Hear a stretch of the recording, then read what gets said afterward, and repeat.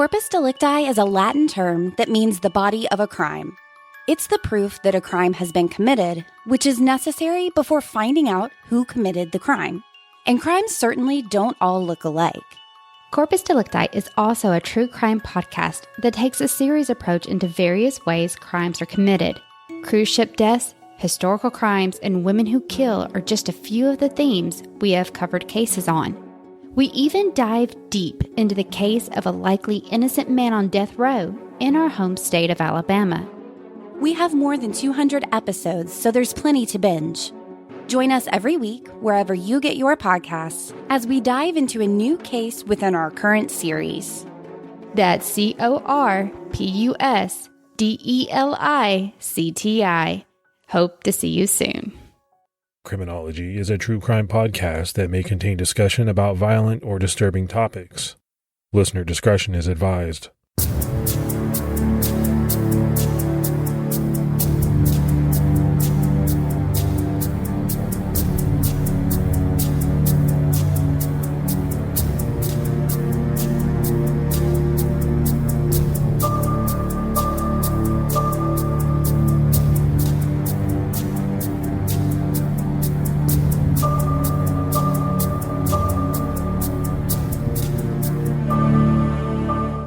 Hello, everyone, and welcome to episode 229 of the Criminology podcast. This is Mike Ferguson. And this is Mike Morf. And Morf, what's going on with you? Not too much. I woke up today. It was a little bit cold, and I said, hey, I feel like I'm back in Jersey, but I think it's probably colder up there. So how about you? What's new with you? I think you're forgetting how cold it is in Jersey. That's what I think. You've been in Florida too long. Yeah, they say your blood changes when you're down here. I think it does. Yeah, because it's been down in the 40s here in Ohio. So yeah, so I guess I can't complain. Let's go ahead and give our Patreon shout outs. We had Becky Neiman, Zenrin, and Liz Arnheim. So some great new support. We really appreciate it. Yeah, thank you so much for taking the time to support the show. It means a lot. And to anyone out there listening that would like to help support the show, you can go to patreon.com/criminology to sign up. So more for less than a year from CrimeCon. I know that sounds like a long time, but anyone who has gone to CrimeCon knows that it fills up pretty quickly. So everyone is starting to make their plans. If you're going, and if you want to come hang out with us there, you should start planning too. It's in Orlando, Florida, September 22nd through the 24th at the World Center Marriott. And if you're going, why not save some money in the process? When you go to crimecon.com to book your trip, use our code Criminology to save 10% on your standard badges. And CrimeCon's always a lot of fun, and we really look forward to seeing you there. All right, so now that we have all of that out of the way, let's jump into this episode. And the case we're talking about is a school bombing. And we know for many people, the thought of children being harmed is too much to process. We hear about it all too often in the news. Children are innocent. They deserve to be protected. They're our future, our legacy. So when we hear stories of anything bad happening to them, it's very tough. Fortunately, and as many people would come to believe miraculously, despite this episode being about a school bombing, no children died. We are talking about the Cokeville school bombing.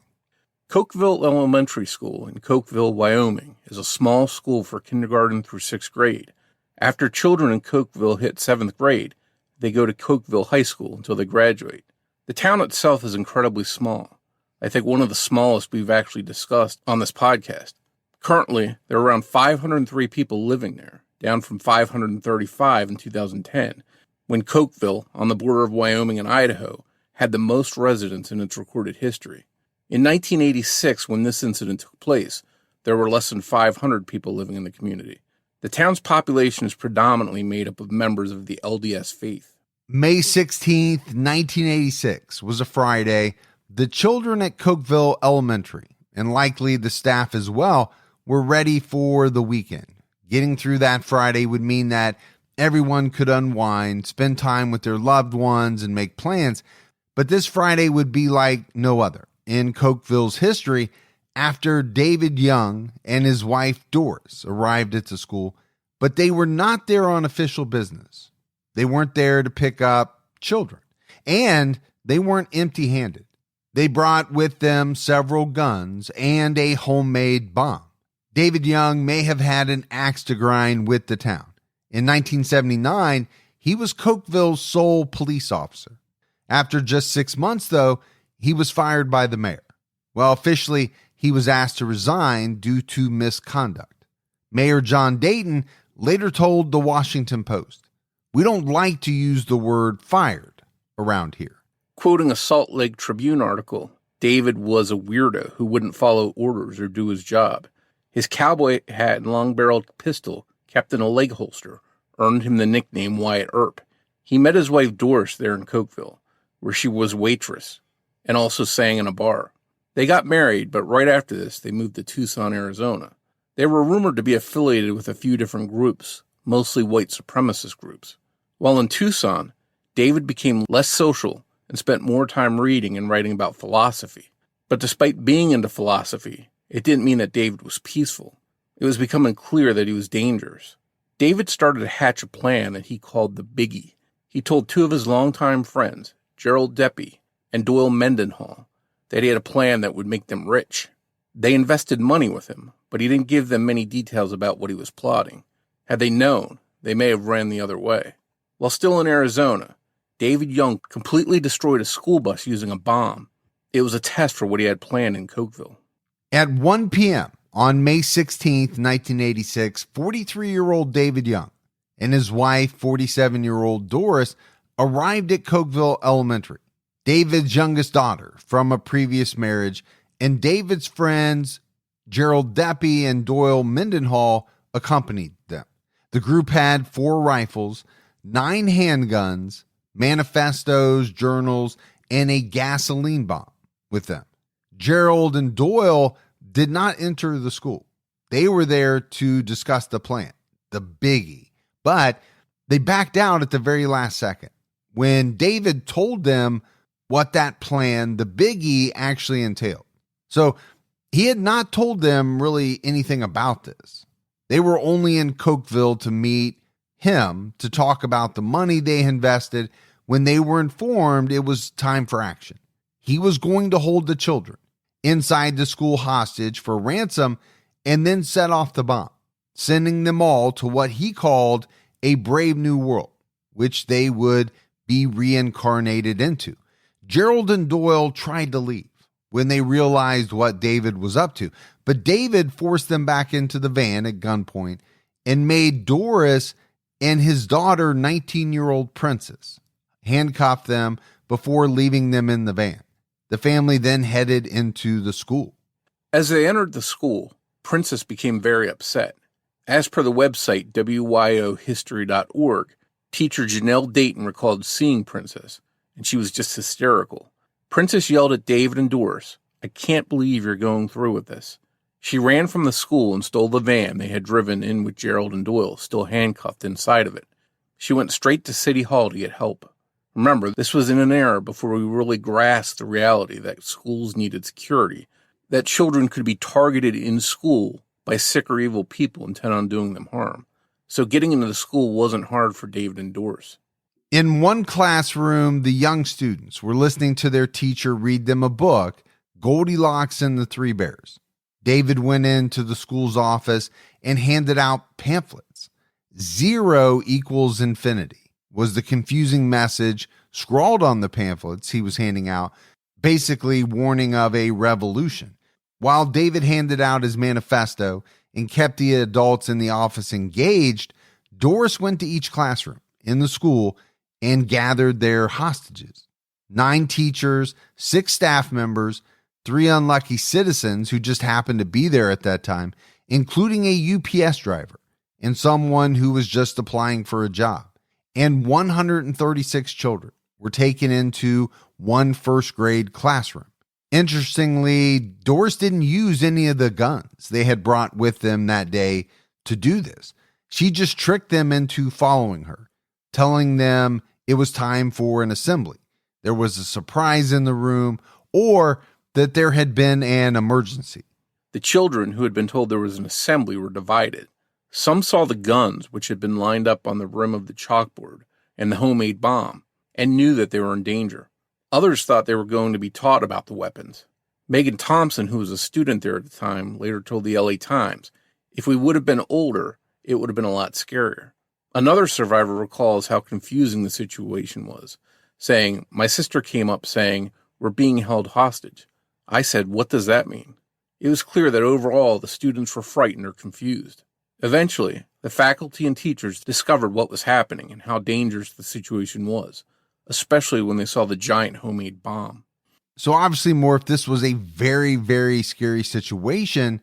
What I found interesting was some of the comments that students made later in life, essentially saying, we were so young that we really didn't understand what was going on. If we had been older, it would have been much, much scarier. But at the time, it was just confusing.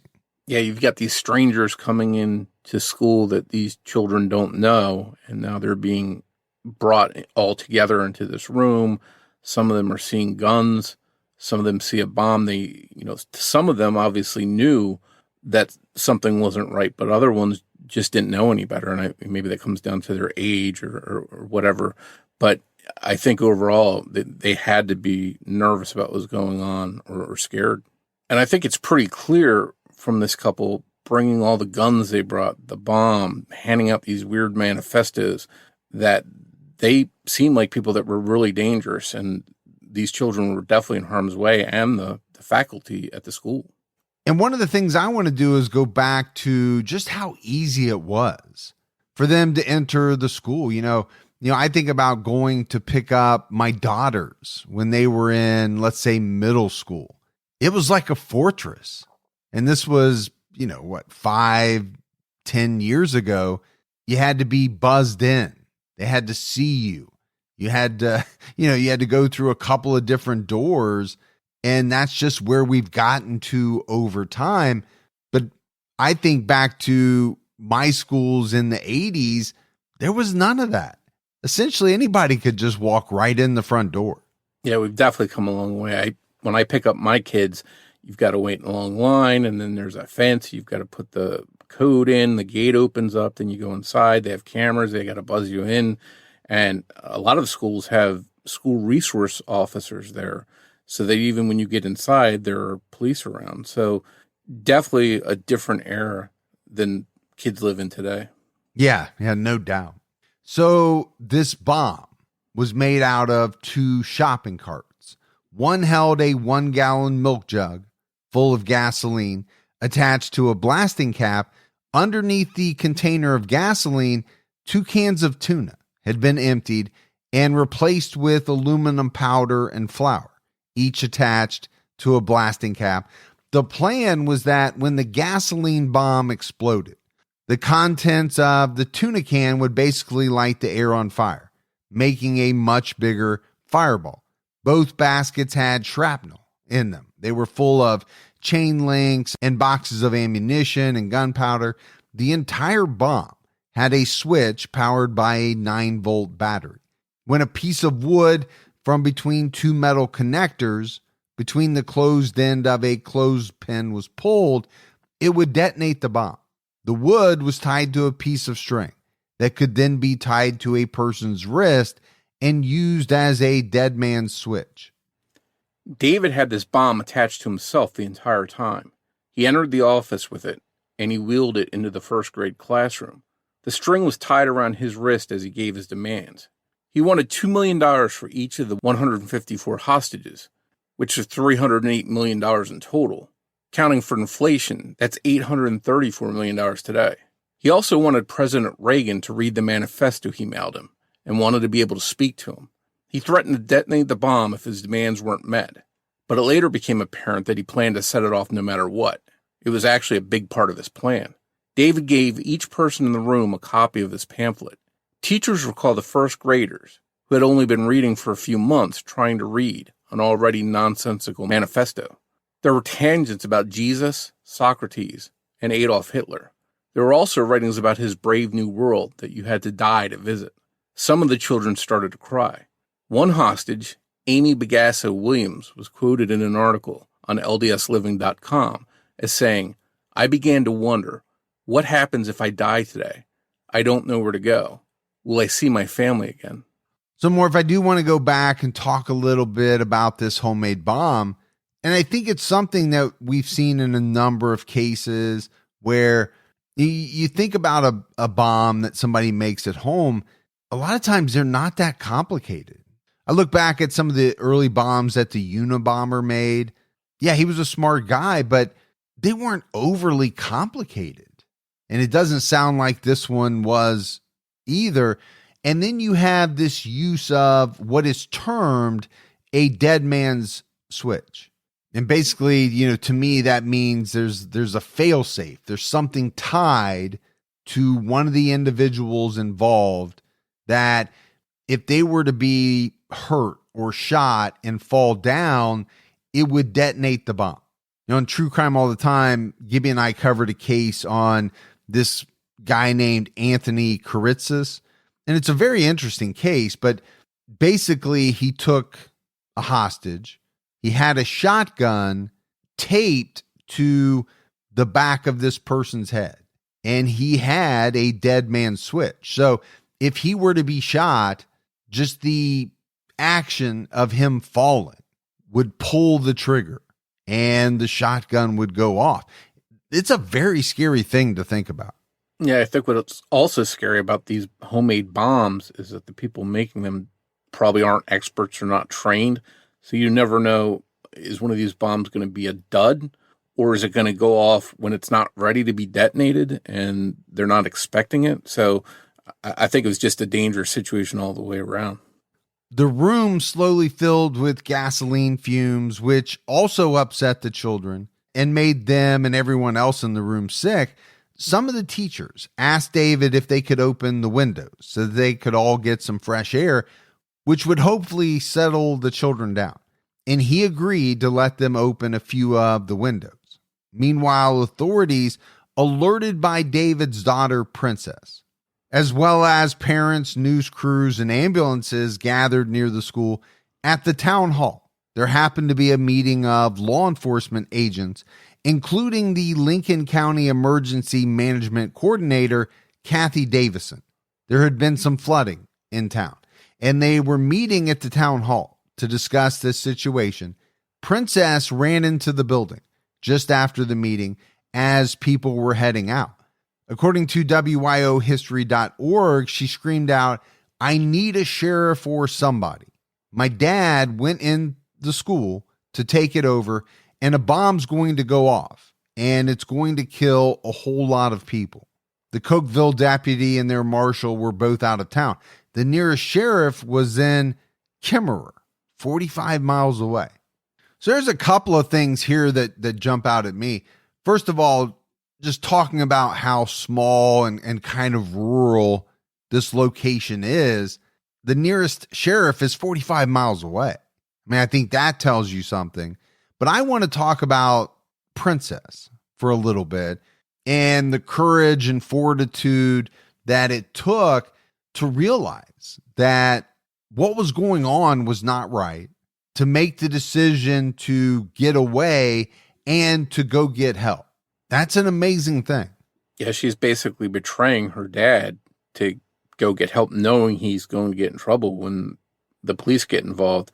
And I wonder if it's just a case of maybe she's heard these rants and stories from him in the past and never took them seriously. And then all of a sudden he's there in the school bringing the bomb and the guns in there. And she knew at that point, okay, this has gone beyond some strange fantasy. He's going through with this. Well, and you make a great point. There are a lot of people who like to rant, and those rants can vary from, just getting things off their chest to some people ranting what would be considered violent type rhetoric. I agree with you. I'm sure she had heard it for years and years and years, and it just kind of became the norm, but this was not the norm. Right? This is actually, things are about ready to be put into action. And she makes the decision that, well, I have to act. And it really kind of blows me away, to be honest with you. Yeah, and it wasn't just the bomb the authorities had to deal with. Princess warned that her father may shoot the children if police tried to enter the school. He had also brought additional supplies and was prepared for a standoff of up to a month. Davison and Grant Sorensen, who worked at the Wyoming Emergency Management Office, tried to hold back the worried parents. Kathy Davison, the emergency management coordinator, threatened to arrest one mother who tried to breach their perimeter. Later, privately, Grant Sorensen asked her whether she had a badge or a gun and whether she could really arrest anyone.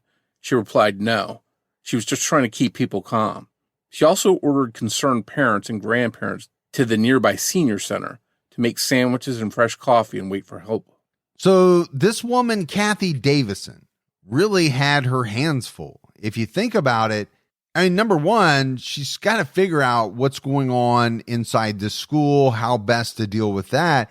But then you think about all these worried parents who start to show up, and I'm thinking about myself getting the news and rushing down to the school and wanting to do something. She's got to try to, hold all these people off from potentially setting off a really bad chain of events. Yeah, she definitely had a lot on her plate. And although she was an emergency management coordinator, nothing like this had ever happened in that town before. So it's not like she had any kind of experience. Yeah, and we don't know what type of training she would have had in this area, right? When you think emergency management, I think of weather-related type incidents, natural disasters, and maybe it could expand to other types of things. But really, how much training would she have had to deal with a hostage situation? I can't imagine much, if any.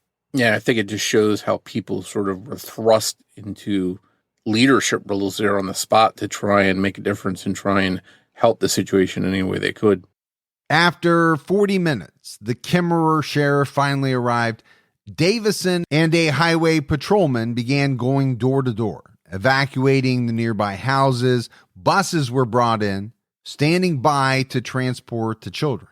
Only 6 ambulances were available, and they were all also on scene.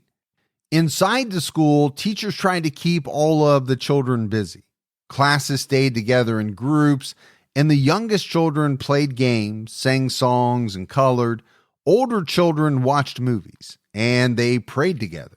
As David began to get irritated and more erratic, the teachers played a game with the younger children and used a roll of masking tape to make a square around David and the bomb. They called it a magic square and told the children not to cross the lines. It was one student's birthday that day, so they all sang happy birthday. Even David and Doris joined in. According to a Washington Post article, David and Doris were, all things considered, kind of nice to the children. So Morf, I think most people know, I've talked about it before, but my wife is a teacher. She's now teaching 2nd grade. So a lot of these cases involving schools, they really hit home for me. They're even scarier to think that my wife could be involved in a situation like this. But I have a lot of respect for teachers, obviously. And I'm just thinking about the teachers in this situation. They had to have been scared, but at the same time, they're trying their best to keep the kids calm. They're playing games with them. They're singing. And one of the things that these types of stories really does for me is it shows what people are capable of in really scary, traumatic situations. These teachers weren't crying and cowering in the corner. They were concerned for their students. They were trying to do the best thing for them.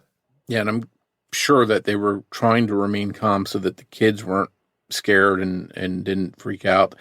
And I think they also were pretty ingenious in the way that they said, let's make this magic square around David and the bomb. And I think in reality, they were trying to make it like a game to the kids, but what they really wanted to do was get themselves back away from the bomb. After 2.5 hours, David had to use the restroom. He tied the string controlling the detonation mechanism to Doris's wrist and went into the bathroom. The bathroom was connected to the 1st and 2nd grade classrooms, so very close by. It had been a long day, and it was already the afternoon when the Youngs arrived at the school, and the children had been trapped in one small room with a container of gasoline for 2.5 hours. It was loud, tense, stuffy, and smelled like gasoline, and must have been hot due to all the bodies in that one small room. There were 155 people in a room meant for 31. Stories differ as to whether the gasoline fumes gave Doris a headache, causing her to put her hand on her head, or whether it was the children who were being too loud, causing her to wave her hand at them to try and get them to quiet down. Whatever the reason, Doris moved her hand too far, and the unthinkable happened. Just after 4 p.m., the bomb went off. As detailed in a Deseret News article, Doris came across the room like a flaming torch, according to the survivors. Then suddenly, the room was dark, full of smoke, a total instant black, and hotter than anything you've ever felt before. Katie Walker Payne, a first grader at the time, said later to LDS Living, "I looked in the center of the room, and all I could see was fire." In that same LDS Living article, second grade teacher Carol Peterson recalled there were flames all over the room and children screaming, just pandemonium. Teachers acted quickly, shoving children through windows and out into the hallway. Parents standing outside could no longer be held back by police as they ran toward the school.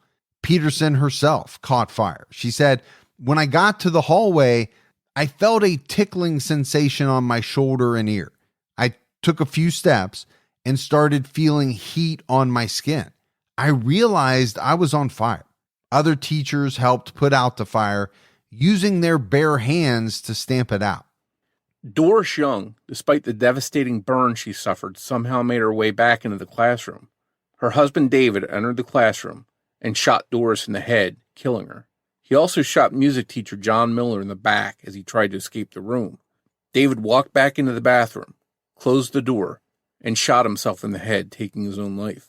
In the chaos and panic to escape, Doris, already dead, was somehow pushed out the window onto the lawn next to the other people who had made their way out. By some estimates, it took just 45 seconds to clear the entire room of all 154 people. And you want to talk about chaos. I mean, that's the only word that I can really think of to describe this. The bomb goes off. David shoots Doris. He then shoots himself.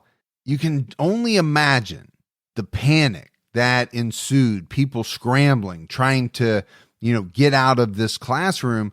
To think that 154 people were able to clear the room in just 45 seconds, that's kind of amazing when you think about it. And during this panic and chaos, Doris is somehow pushed out of the window onto the lawn, even though she's already dead. Yeah, I'm trying to think back to when I was in school. It's so long ago now, but the extent of any kind of drills we had were fire drills where an alarm would go off and everyone would stand up and file in line and walk out in an organized fashion. I don't think there's any kind of preparation that these teachers had for what to do in this situation, but somehow they helped all these kids get out and they were able to get out themselves by doing whatever they had, jumping out windows and everything like that. So for that all to happen in 45 seconds, I think it goes back to what you said. The teachers there definitely had things under control and reacted in such a quick manner that they saved lives here. Well, they were heroic. I mean, there's just no way around it. And I'm sure there were many heroes that day, not just teachers, custodians, other staff members. But to your point, Morf, there is no drill that you can come up with that can approximate this type of situation. There's just no way to do it. So it had to have been just gut instinct at that point. First responders and anyone close by that could help rushed to aid students and teachers. They feared that they would be counting bodies and not survivors. But when the carnage was over, 75 of the hostages had escaped with no injuries. 79 had smoke inhalation injuries, second-degree burns, and some other injuries that were not all that severe. John Miller, who had been shot, was rushed to the hospital. Hospitals in Wyoming, Idaho, and Utah all received patients from the school. When all of the people in the school were finally accounted for, they were happily surprised that every single one of the hostages had survived. The only 2 fatalities of this entire thing were David and Doris Young, both as a result of the gunshots that David fired. After the blast, one student, Lori Nate Conger, and her older brother began walking home, unsure of where else to go. She told LDS Living, "I'll never forget that reunion when our mother ran towards us and wrapped us in her arms. For the first time, I remember thinking, I'm safe." Emergency Management Coordinator Kathy Davison recalls trying to catch the children as they jumped from the windows, covered in soot, and some burned. As per WYOhistory.org, she said, "A lot of them we didn't catch. They ran all the way home. We had 4 that ended up really tragically burned, and 3 of those kids ran all the way home, because that's where they were going to get safe." Apparently, David Young had told them that if they managed to make it out of the school away from him, they would be shot by people waiting outside. Lincoln County Sheriff's Office lead investigator Ron Hartley recalled to LDS Living just how amazing it was that no one died as a result of the explosion, saying, "I met the bomb tech right there at the door, and he said, 'Hartley, what you have here is a miracle. That bomb should have leveled the wing of this school, but it looks like the bomb blast went straight up. I don't know why. I can't explain it. You could say it's miraculous or just due to incredible incompetence, but in almost every way the bomb could fail, it did. 2 of the 3 blasting caps didn't detonate. The milk jug had a tiny leak in the bottom, just big enough for the liquid gas to eventually turn the mixture of aluminum and flour into a paste, so it couldn't ignite the way that it was supposed to. Both wires connecting the tuna cans to their blasting caps had been cut. To this day, it's unknown who did that. Shrapnel had hit the walls, but somehow none of the children. Also, when the classroom windows were opened to let some of the gas fumes out, it allowed for some of the bomb's force to escape out of the open windows. There's no doubt this could have been much worse if the windows had been closed. When David Young tested his bomb-making abilities in Arizona, he had used a school bus. The bus had a completely solid metal frame. Unlike the classroom, which had soft ceiling tiles, when the bomb went off, the blast went up and loosened the ceiling tiles. They did not contain the force of the explosion. And to me, Morf, this is a really big point to talk about. This is the exact reason why pipe bombs are so dangerous. You know, that blast being contained all in metal, and then when it escapes, it's very, very powerful. And I'm sure there were some similarities to using an all-metal school bus.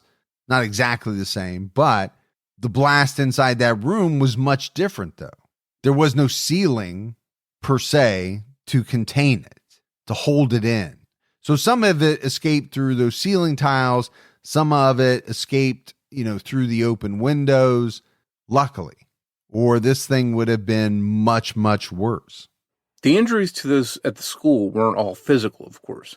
Some students became claustrophobic after the bombing, since they had been jammed into such a small room, just 30 by 32 feet during the traumatic event. Others slept with their parents at night and continued to have nightmares for a very long time. Many staff members continued to work at the school for long after the bombing, but some couldn't bring themselves to go into the bathroom where David took his own life, or into the classroom, which some continued to call the bomb room. As per the Deseret News, Tina Cook, the school's clerk, kept her desk in the school's office. She was the first one to speak to David Young. When he entered the building that day, she had asked him, "Could I help you?" which is a question she stopped asking after the bombing. Teacher Janelle Dayton only sat near exits after the incident. She also recalls how her media consumption changed from that very day. After all the children had been taken home, or taken away in ambulances, Janelle went home. As detailed on WIOhistory.org, she said, I came in and there was a murder mystery on the TV. I shut that off so fast, and I've never watched one since because I found out bad things do happen. Though she was not a huge true crime or murder mystery fan to begin with, she says, when you find out that these things do happen, then it's not in the realm of entertainment anymore. And this is an interesting statement made by Janelle. You know, you and I hear from a lot of listeners. We get messages, we get emails, we get voicemails, things like that.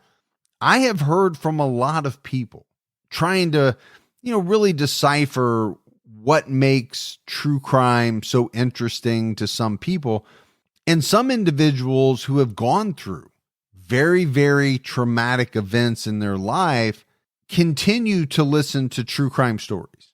And some have explained it to me as it being cathartic in a way, to know that other individuals have gone through certain types of events, have made it through, have persevered. They find solace in things like that. It's different for everyone. And I think for most people, they're fortunately not going to be part of a story like this. But I think here in Janelle's case, she didn't have to consume any of this kind of stuff because she was part of a case that happened, and it obviously affected her, that taking in that kind of media wasn't something she was going to do. Even celebrations were changed after the bombing, with firework displays being a bit too similar to the gasoline bomb for comfort, with town clerk Nadine Dana telling the Deseret News, that summer after it happened, there were never fireworks. Melanie Chadwick, who was in second grade when the school was taken hostage, added, we realized that if it had gone off like it was supposed to, we wouldn't be here. This town would be a ghost town. Fifth grade teacher Rocky Moore says that healing was possible. He told the LA Times, time heals all wounds. I wish it never happened, but it did. It's nothing to dwell on. We're back to normal. And to me, it's always interesting to hear, what people tell the news. Here's a teacher who says, I'm getting on with it. We're back to normal, where you have other teachers and you have students who are saying it's never going to be normal again. And again, I think that's different for each individual. Some people are able to move on very, I won't say easily, but they're able to do it, while others have long lasting effects that, may stay with them for the rest of their lives.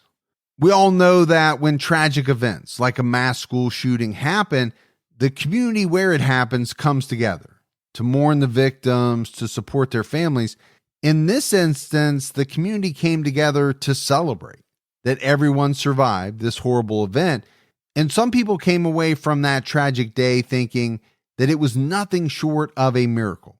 Many of the survivors don't think luck had anything to do with anything that day.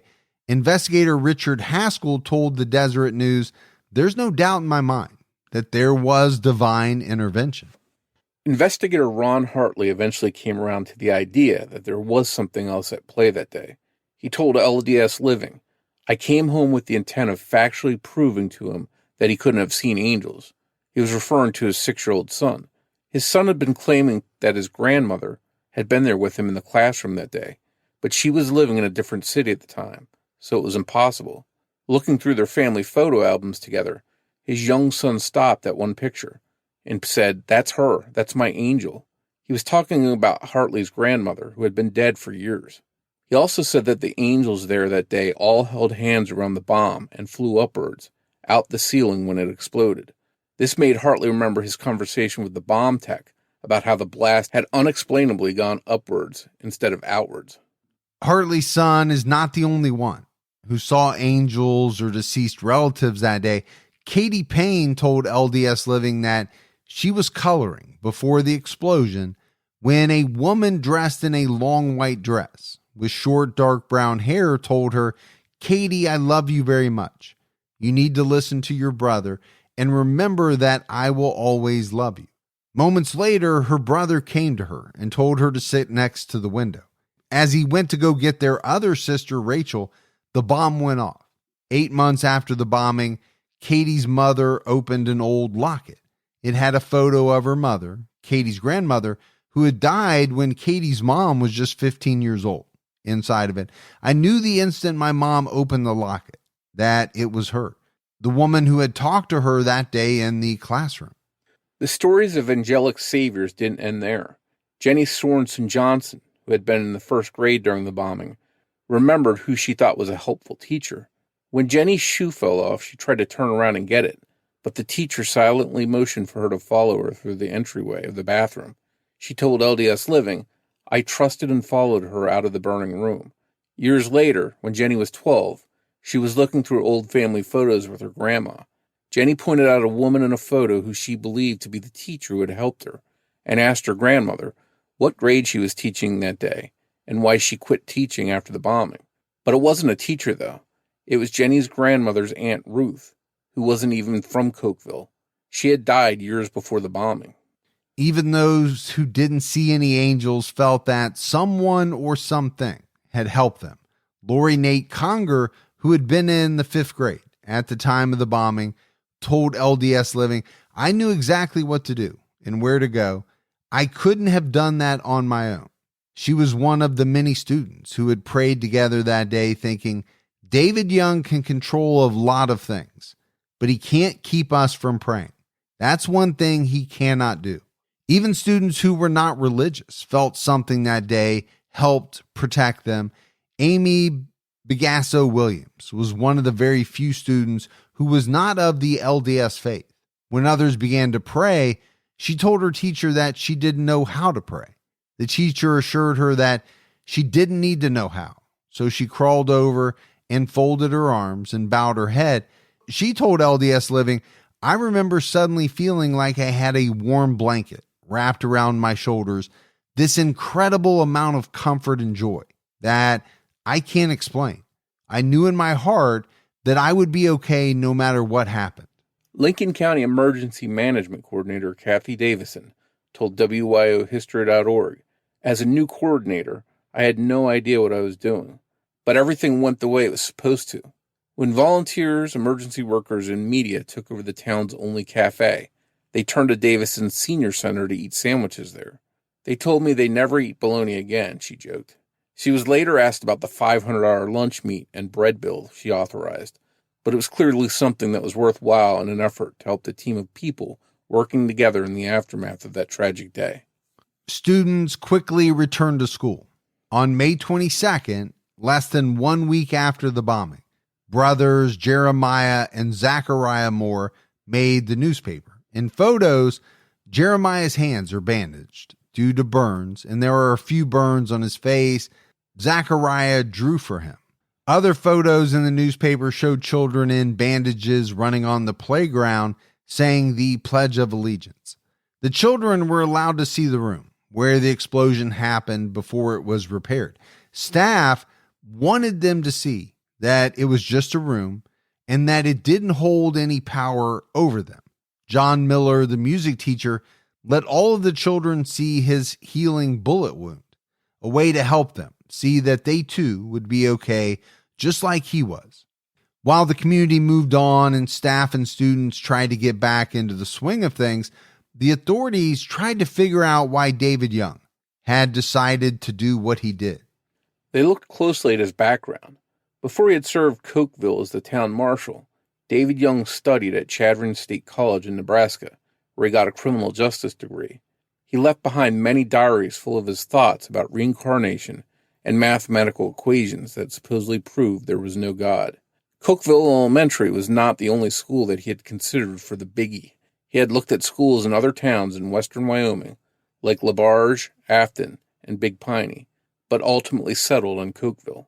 Young was apparently aware that the children there performed well on tests, and he believed they were highly intelligent, the perfect children for him to rule over in what he called the brave new world.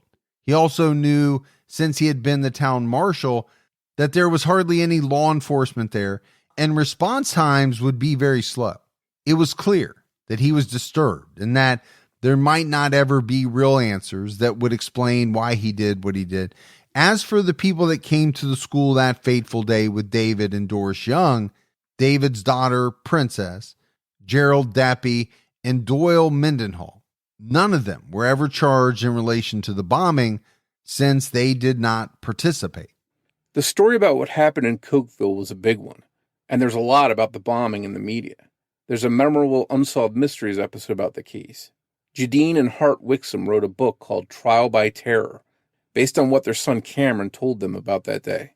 A CBS movie based on the book, To Save the Children, was released in 1994. In 2015, the book was renamed. It's now called The Cokeville Miracle, When Angels Intervene. A new movie based on the book was released the same year. Multiple survivors participated in the film's creation. Lori Conger played a concerned parent waiting outside anxiously in the crowd. It's been almost 37 years since the bombing, and sadly, news of violence in schools has gotten more frequent, with outcomes being much more tragic than the one in Cokeville. When David Young entered the school that day, he probably thought that people would refer to what he did as the Cokeville Massacre. Instead, what happened there is now called the Cokeville Miracle. Some people truly think what happened there is nothing short of a miracle. Others think it was just pure luck or incompetence on David Young's part. Whatever the case, the fact remains that not one student or faculty member died in the explosion that day. As per an article at thespectrum.com, filmmaker Ron Tanner said of the Cokeville bombing, "There's a lot of bad that happens in the world, and a lot of people get hurt. But sometimes good things happen, and there are people who are saved. And I think when that happens, we have to tell these stories so people have hope."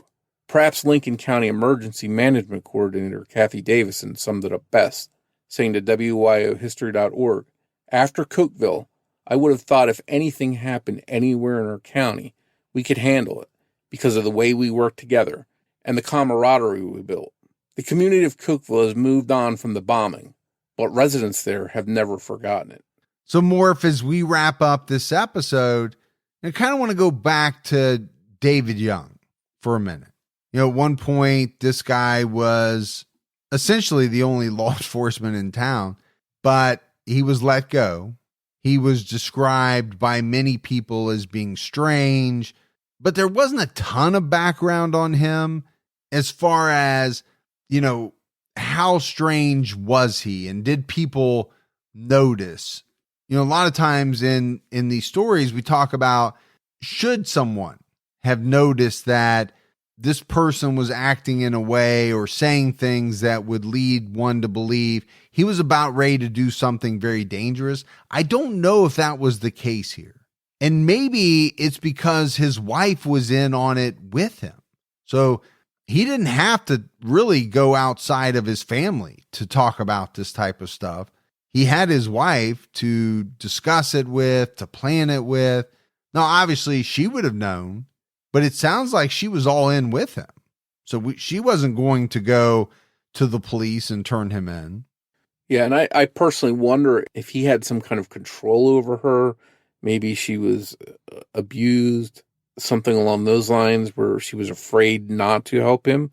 There's not a lot of information on her, so I don't know for sure, but it definitely seems clear that she did have some knowledge of it. Now, Princess also, it seems, had knowledge, at least that day, but she realized that, hey, this is not something that should be happening, and I've got to get out of here and go get help. So she really wound up saving a lot of lives by doing what she did.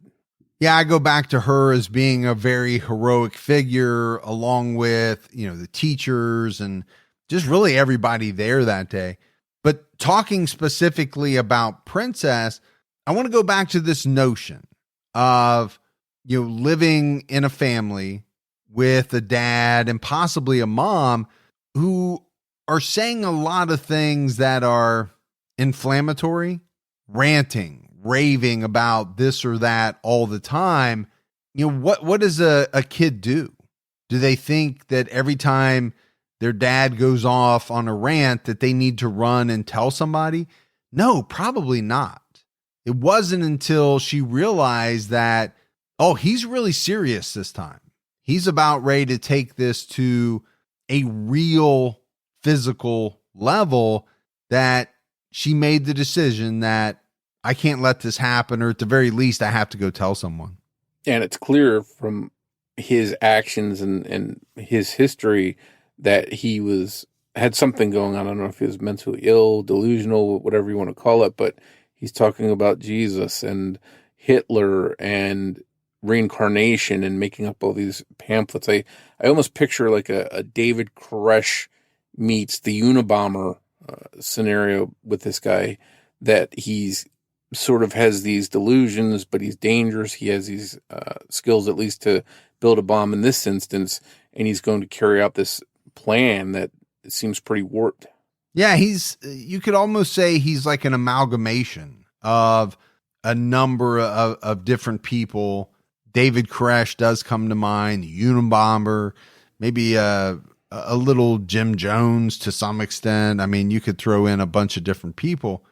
The one thing I had trouble figuring out is just how much this really centered around religion, because he was talking about this brave new world, but I don't know how much in his mind religion actually played a part. I couldn't figure that out. Yeah, and you bring up a good point with religion, because we know it played a part for the survivors. A lot of them turned to the religion to get through this, and some of them claim that they experienced angelic intervention and these angelic figures that were watching over them to help them get through it. So, whether that happened, it definitely seems like it comforted these people, and they leaned on that religion and their feelings, and it got them through this situation. The one thing that I will say in closing is that this is a different type of story for us. No one died, but I don't find the story any less scary because of that fact.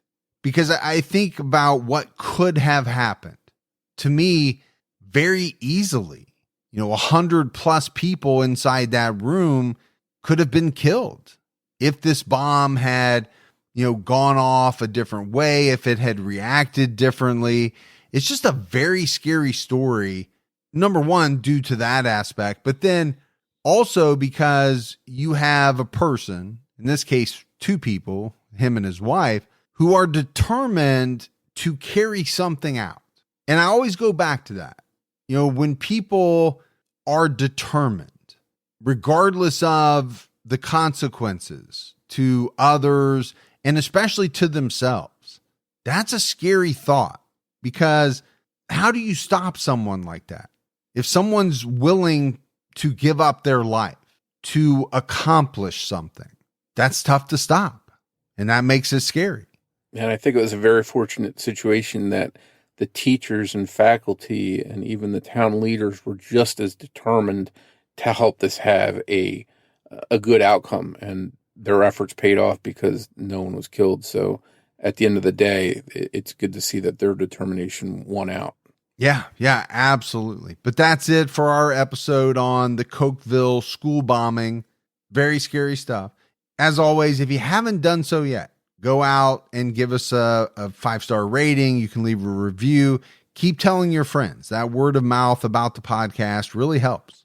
If you want to find us on social media, we're on Twitter with the handle @CriminologyPod. You can also find us on Facebook by searching for Criminology Podcast, or by joining our Facebook discussion group, Criminology Podcast Discussion and Fans. Some more if that's it for another episode of Criminology, but we'll be back with everyone next Saturday night with an all-new episode. So for Mike and Morf, we'll talk to you next week. Take care, everyone.